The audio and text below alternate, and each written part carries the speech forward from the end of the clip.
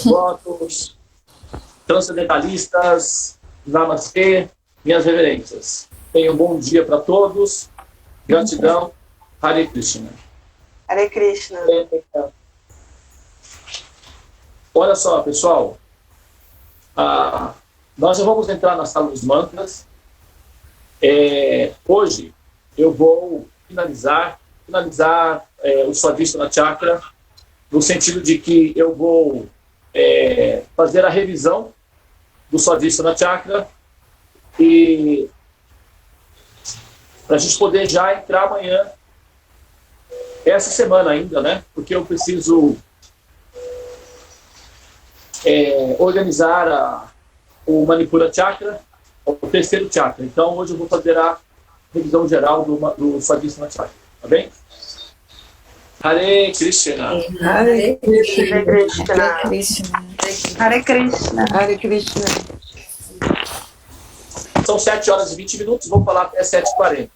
Tá? Então, muito bem, pessoal, eu vou falar um bom dia aqui, corrido, tá? Elga, Aline, bom dia. Eliana, bom dia. Luciana Matos, Terezinha, bom dia. Tulas Isabela Guerreiro, bom dia. Nancy, Karuna G, bom dia. A Raquel, bom dia, Raquel. Ivani Mota, bom dia. A Manuela e a Cláudia Gontijo, bom dia, queridas. Guilherme, bom dia. Wagner, bom dia. Ju Alves, a Gilene, né? Queridinha Gigi, bom dia. Carolina, Luciana Diniz, Aruna. bom dia. Muito bem, queridos. Agora vocês, por favor, podem fechar. Ele não está gravando. Porque eu vou Agora dar início na finalização do Swadhisthana Chakra. Muito bem. Eu só pedi aqui para o meu amiguinho.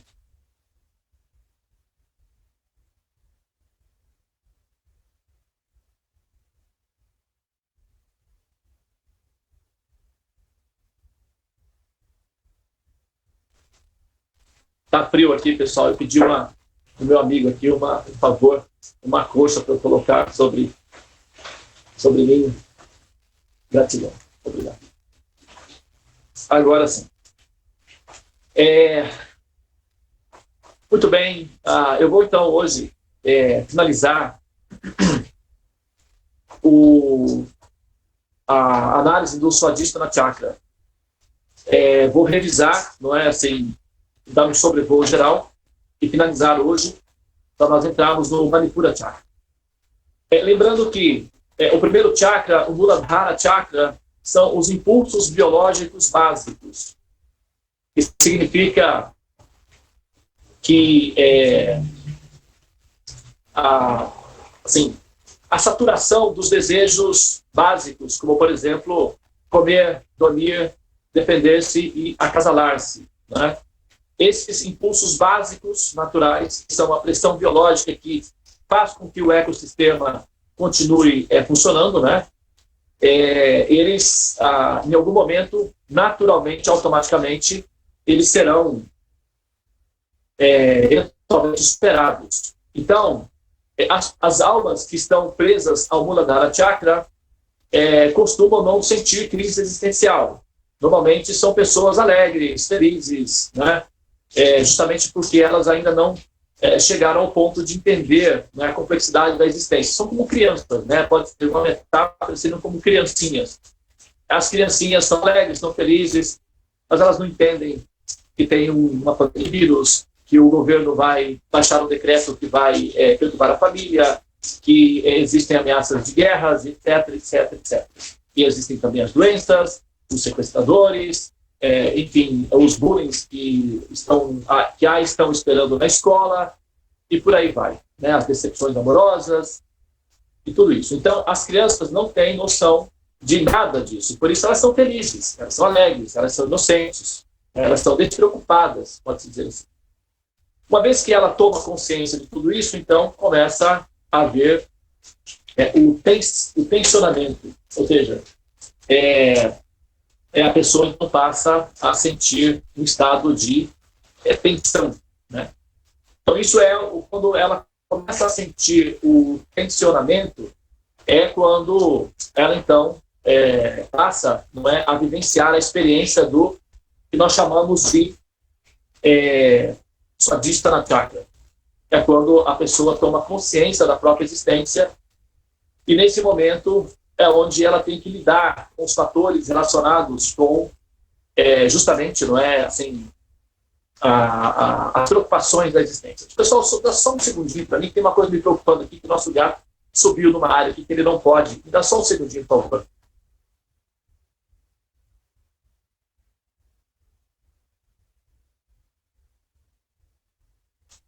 Tudo bem, já resolveu. Então, veja bem, quando entra no Swadhisthana Chakra, o desafio principal é justamente o medo. Então, superar o medo da existência, o choque da percepção da existência, é o fator fundamental do Swadhisthana Chakra. É nesse ponto que os suicídios, a depressão e a angústia de existir acontecem.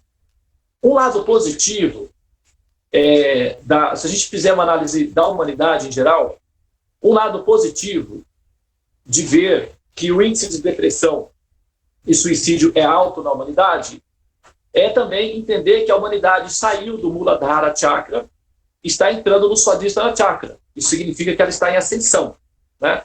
O efeito é isso que produz a humanidade. Porque isso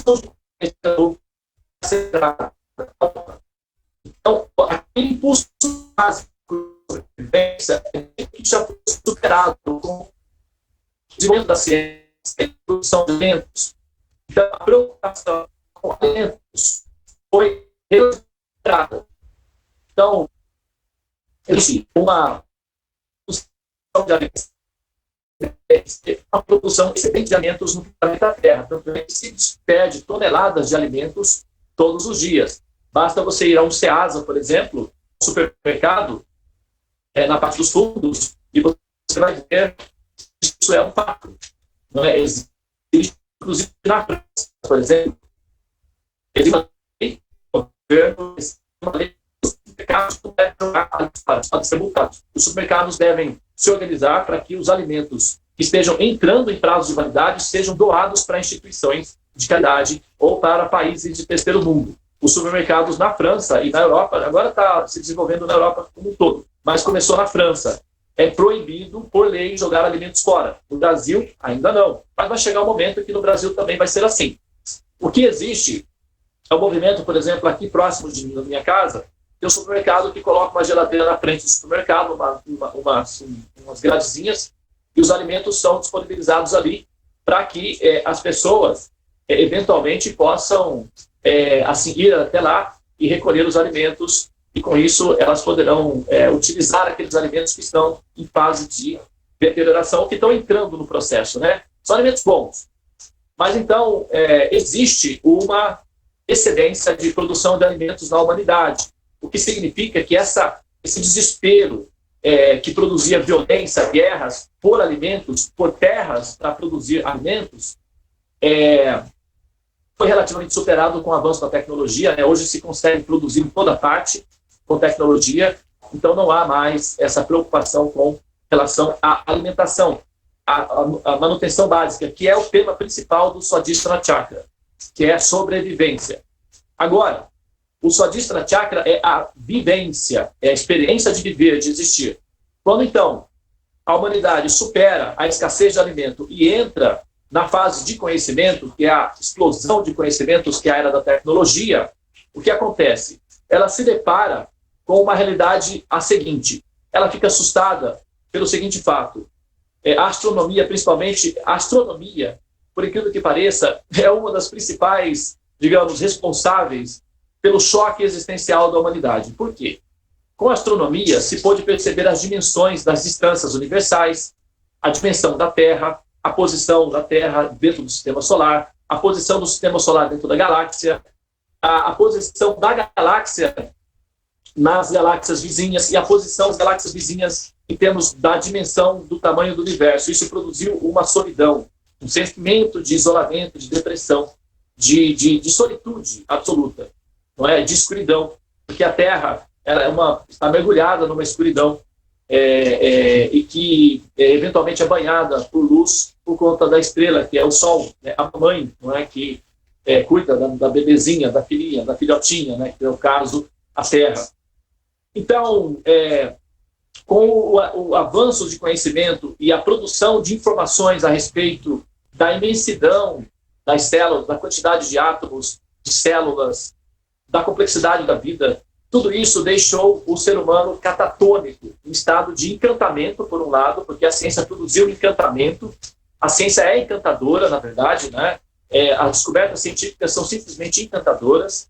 O ser humano é um ser encantador, ele é um reflexo de Deus, né? Então ele acaba sendo encantador. E a ciência, por ser um princípio encantador, encanta. E a humanidade, estando assim encantada com o avanço tecnológico da ciência, desenvolveu num ritmo acelerado esse processo, e hoje nós temos esse encantamento absoluto que é o nosso smartphone, os nossos celulares. Quem é que consegue viver sem essa magia, né, produzida pela ciência?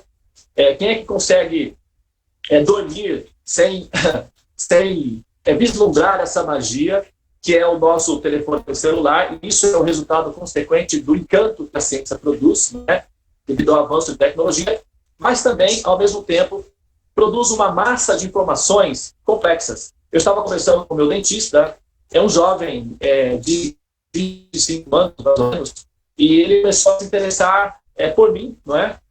Pelo que eu fazia, e eu informei que eu era astrólogo e também eu era palestrante, ministrava cursos de astrologia, e gastronomia era uma das minhas áreas de atuação.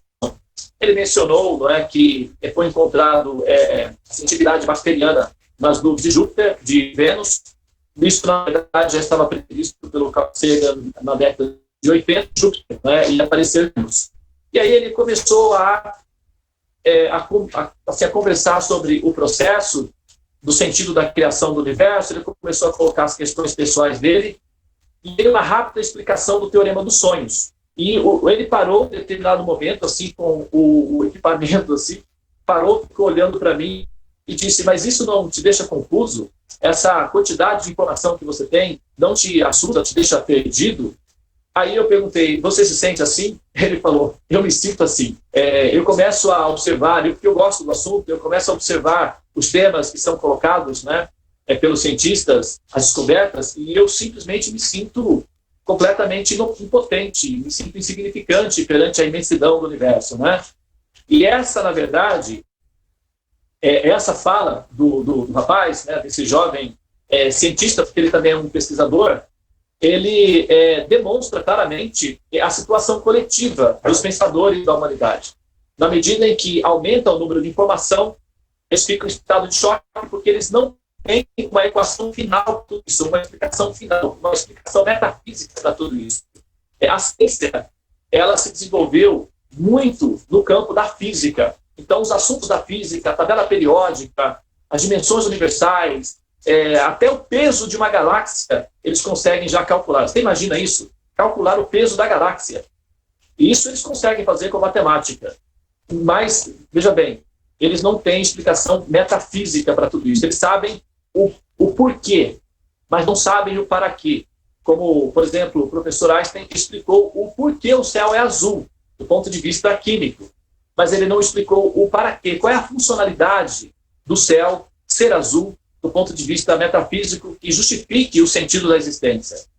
Então, nesse ponto, quando ocorre essa explosão de informações e conhecimentos fragmentados, sem uma coesão entre eles, produz um estado que se chama, na psicologia, de despersonalização.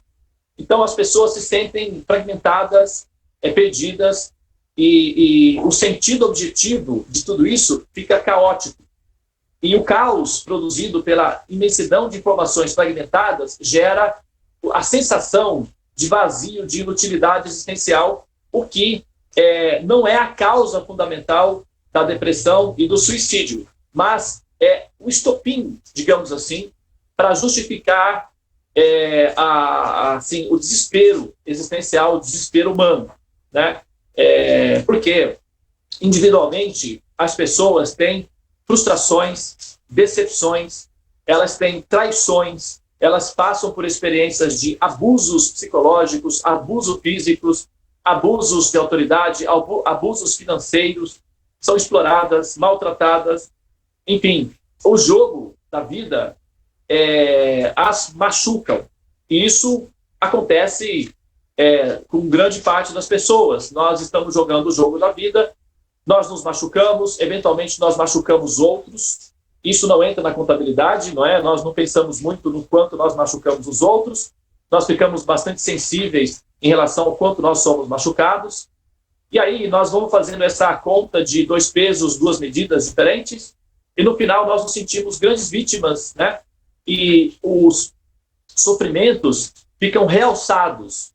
E nesse ponto, os sofrimentos realçados, acompanhados de uma imensidão de informação fragmentada, sem respostas coerentes, ou uma coesão racional para tudo isso, do ponto de vista de uma equação que inclua um princípio objetivo de evolução, e que esse princípio objetivo também inclua na equação a experiência de Deus enquanto ser inteligente e de amor, a falta de uma coesão nesse sentido produz uma instabilidade coletiva,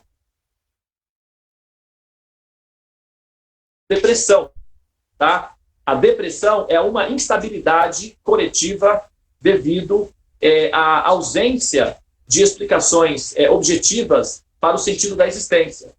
Esse fenômeno é relativamente recente.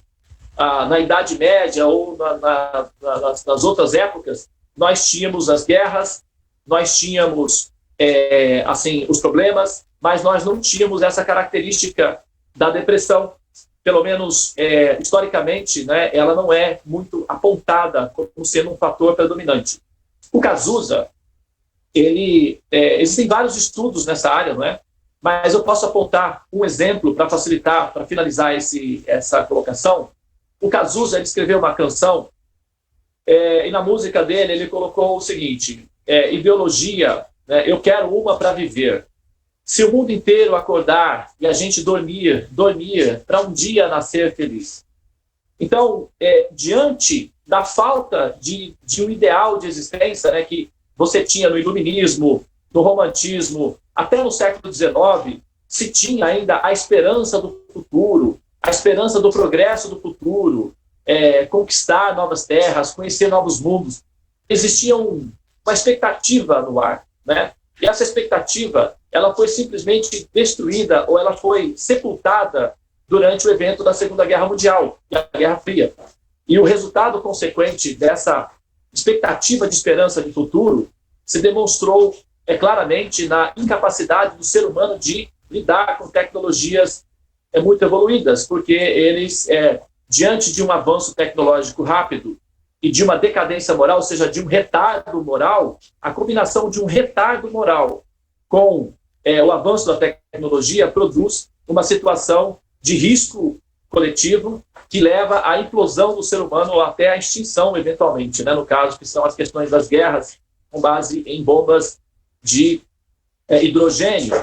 E já se fala também da produção de antimatéria, e aí sim é simplesmente uma questão de segundos para a dissolução completa do planeta inteiro, né? Quando se dominar essa tecnologia, existe um risco muito alto. Então, a falta da coerência das explicações que justifiquem o princípio absoluto, que é Deus, justamente com a característica de fazer sentido o processo de existir, é o grande desafio para todos os jogadores que entram na segunda fase, que é o Swadhisthana Chakra. É a liberdade do medo, e para isso é preciso primeiro calibrar o sistema nervoso central, para ter condições de raciocinar, né? Porque com o sistema nervoso desequilibrado, nem se consegue pensar de forma adequada, de forma coerente. Interessante, para aqueles que entendem de astrologia, que gostam, né?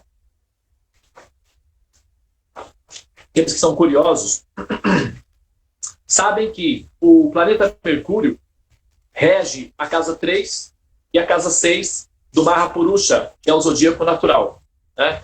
A casa 3 se refere à comunicação, que é a parte da garganta, e ao sistema neurológico, sistema nervoso central, ok? E a casa 6 do corpo rege a parte do abdômen, que é o ventre, na verdade, onde está o intestino, nessa é a posição do Swadhisthana Chakra, ok? Então, o planeta Mercúrio, ele é o planeta que é o presidente, ele é a autoridade nessa área. Se esse princípio não for dominado, no sentido, se essa tecnologia não for assimilada e controlada,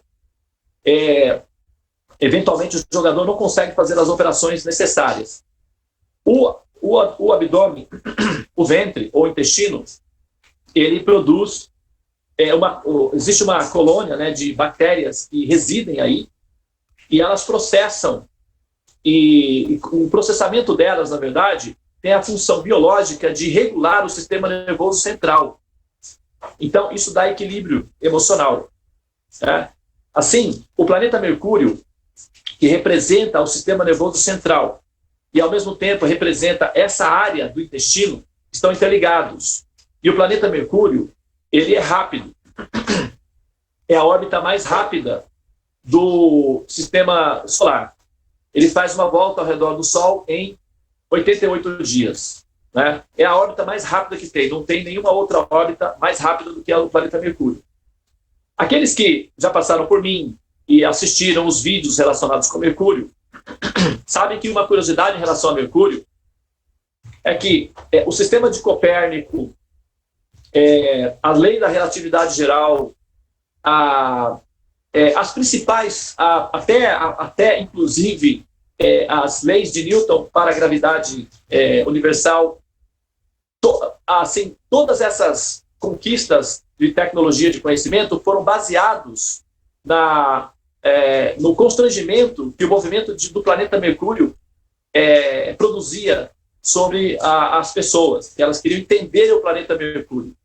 E por tentar entender o planeta Mercúrio, surgiu Copérnico, Newton e o professor Einstein, com a relatividade geral. E o planeta Mercúrio rege sobre a inteligência. E nessa fase, né, que a humanidade entrou aí a partir da Segunda Guerra Mundial, com o desenvolvimento da tecnologia, e justamente nesse momento é que o professor Einstein aparece com a teoria da relatividade geral, e o planeta Mercúrio é o foco de interesse. E uma curiosidade mais ainda curiosa, mais chocante ainda para aqueles que não se lembram disso, a teoria da relatividade geral do professor Einstein, ela foi confirmada no Brasil, em Sobral. Eu não sei se vocês sabiam disso. Houveram várias tentativas de confirmar a teoria da relatividade geral e não estava pronta, ela não estava confirmada, mas devido a um eclipse produzido no Brasil, em Sobral, aí no Nordeste, que finalmente a teoria da relatividade geral foi confirmada. Isso não é uma afirmação esotérica, não minha não, viu, pessoal? É patrimônio cultural. Você pode procurar isso na rede e a informação está disponível, é patrimônio público. A teoria da relatividade geral foi confirmada no Brasil, na cidade de Sobral. Isso pouca gente sabe, mas é bom que você saiba, né? Porque, afinal de contas, tem tantas notícias negativas do Brasil, né? É bom que a gente também saiba alguma coisa positiva de vez em quando, e essa é uma delas, tá? O Brasil teve uma função importantíssima na confirmação da teoria da relatividade geral. E o Brasil, a cor principal do Brasil é verde, que é a cor que rege o planeta Mercúrio. Então, as correlações que nós podemos fazer a partir daí identificam que o sistema nervoso central e o aceleramento de informação podem estar relacionados. Então, se você tem muito conhecimento, muita informação, mas não tem o equilíbrio emocional suficiente para lidar com esse tsunami de conhecimento, o resultado consequente disso é a despersonalização, a síndrome de pânico, né, o medo, a ansiedade, a depressão e, eventualmente, também aí, o suicídio, né, que pode levar as pessoas a querer sair do jogo devido à pressão que o jogo exerce sobre elas. Né? Por isso, o Swadhisthana Chakra, essa parte em que nós fazemos exercícios de respiração, não é simplesmente um êxtase esotérico de pessoas que são ligadas às energias, não é nada disso, viu? Isso é científico, é patrocinado pela ONU, inclusive. Existe um estudo sério de muitos anos feito sobre o funcionamento da psique humana, e a conclusão é que a meditar, inclusive existe um movimento que é medite por 2 minutos. Isso pode salvar vidas.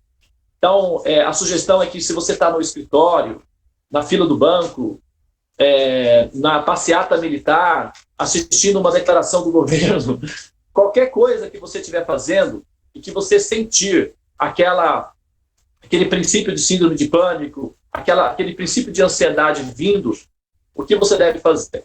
Imediatamente, tenha um copo de água à sua disposição. Se não tiver água, não tem problema, vai sem água mesmo. Se tiver água, melhor ainda. Coloque um copo de água, sente-se, feche os olhos e simplesmente respire por 2 minutos. Apenas isso. Depois toma água. E os estudos comprovam que o índice de suicídios pela utilização dessa técnica se reduziu, acho que 13% ou 14%. Somente por incentivar essa técnica nos escritórios, nas grandes corporações, principalmente, já é um hábito, assim, treinar os vendedores, aquelas pessoas que trabalham em corporações, de elas pararem durante alguns minutos e simplesmente respirarem, desconectarem todos os equipamentos. Existem empresas que já têm isso organizado, por exemplo, para tudo, todos os funcionários, todos param, os sistemas de comunicação são todos desligados e 2 minutos, todos os funcionários simplesmente respiram. Ficam respirando por 2 minutos, depois retoma novamente todas as atividades. A inadimplência, falta do trabalho, o que mais? Acidentes de trabalho, gastos com clínicas psicológicas e tratamentos psicológicos, rendimento na solução de problemas. Então, são vários efeitos positivos que a comunidade internacional dessa área, que pesquisa nessa área, tem observado com esse simples método de sentar e respirar. E a técnica de respiração é uma técnica ensinada nos Vedas, já há centenas de milhares de anos. Faz parte da psicologia pragmática védica. Porque como existe o entendimento da função do processo de existir e que o jogador vai precisar desse equipamento, que é respirações apropriadas, então isso já é oferecido dentro do compêndio da cultura popular gradualmente. Como, por exemplo, a mamãe, quando pega a criança e vai fazer a massagem do Shantala. Isso, ela está relaxando o sistema nervoso central da criança para que ela possa, quando começar o jogo, realmente ter condições de lidar com esse choque e, eventualmente, conseguir transitar durante a vida, assimilando conhecimentos que vão permitir com que ela saia do jogo da fase humana e aceite as formas superiores, conhecido como a fase Deva, uma fase superior. Então, basicamente, o Swadhisthana Chakra, ele consiste na superação do medo. E não se consegue fazer isso sem que tenha um equilíbrio adequado.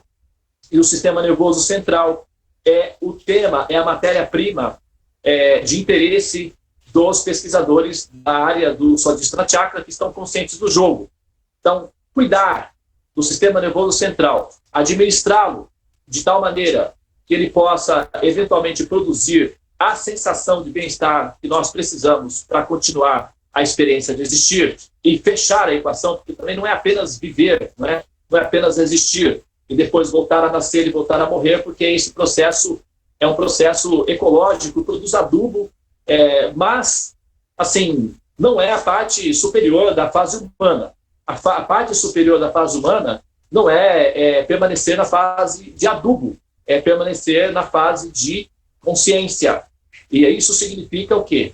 É entender o sentido objetivo da existência e executar a missão da forma humana, que é humanizar-se e, ao mesmo tempo, almejar a transcendência. jogar o jogo, enfrentar os problemas da vida com dignidade, e para isso é preciso ter um sistema nervoso central bem calibrado, entender que a forma humana de vida tem um propósito específico de autorrealização, cultivar conhecimento transcendente que permita esta autorrealização, esse autoconhecimento, buscar os sábios para que você possa assim, absorver deles o conhecimento que permitirá essa autorrealização, focar nesse objetivo e assim dar um passo atrás do outro continuamente, sabendo-se que esse processo ele é contínuo, ele é paulatino, né? Ele é lento, mas ele é contínuo e ele levará inevitavelmente ao destino supremo, que é a autorrealização, o autoconhecimento e o entendimento de que nós somos seres transcendentes aos avatares que nós utilizamos. E para isso é que nós estamos nos esforçando tanto para, de repente, eventualmente, convencer as pessoas a estudar esse conhecimento védico, porque isso vai dar uma diferença significativa no resultado final da experiência de existir. Tá bom, pessoal? Então, o Swadhisthana Chakra, o desafio aí é superar o medo, portanto, respirar é preciso, meditar é preciso, e os mantras são fundamentais nesse processo, que é o que nós estamos compartilhando com todos vocês aí, tá? Muito bem, eu vou parar por aqui. Se alguém quiser fazer algum comentário, alguma pergunta, enfim, nós estaremos disponíveis, né? Falta 10 para as 8, e com isso a gente pode, então, finalizar, tá bom?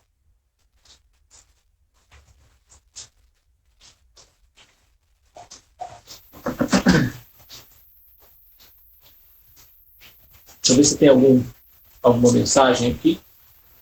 Alguém deixou alguma? Bom dia, bom dia, bom dia. Bom dia, bom dia. Bom dia. Bom dia, Hare Krishna.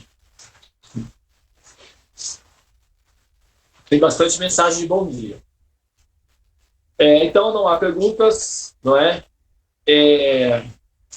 A minha sugestão é que os vídeos estão disponíveis. Esses conhecimentos, eles são conhecimentos muito refinados, né? Eu não estou sendo prolixo de forma alguma, porque até esses conhecimentos, eles não são propriedade intelectual minha, né? Eles não são produção intelectual minha. Eu não sou o fundador desses conhecimentos, nem sou o possuidor desses conhecimentos, né? Eu sou um facilitador, representante dos Vedas. Isso é verdade, né? Isso pode ser colocado dessa forma. Eu represento os mestres védicos, eu represento os conhecimentos védicos, e estou me esforçando sinceramente para fazê-lo da maneira que dá para a situação em que nós estamos, e também da maneira mais honesta possível, né? Agora, esses conhecimentos não são propriedade intelectual minha. E por isso, eu me sinto muito vontade para dizer que esses conhecimentos eles são muito elevados, eles são muito refinados, sofisticados, é um conhecimento de futuro, e não dá para assimilar esses conhecimentos de uma única vez, de ouvir apenas uma vez, né? Se deve realmente ouvir mais que uma vez, para que eles comecem a fazer sentido, e ao mesmo tempo, se possível, aqueles que são mais radicais, não é? Estudar o conhecimento védico é uma alternativa segura para aqueles que querem, de fato, compreender o significado do que vem a ser autoconhecimento, né? A autorrealização. Tá bom? Muito bem, senhoras e senhores, se não há observações, questionamentos ou perguntas, eu acho que nós podemos, então, fechar a sala dos mantras, não é?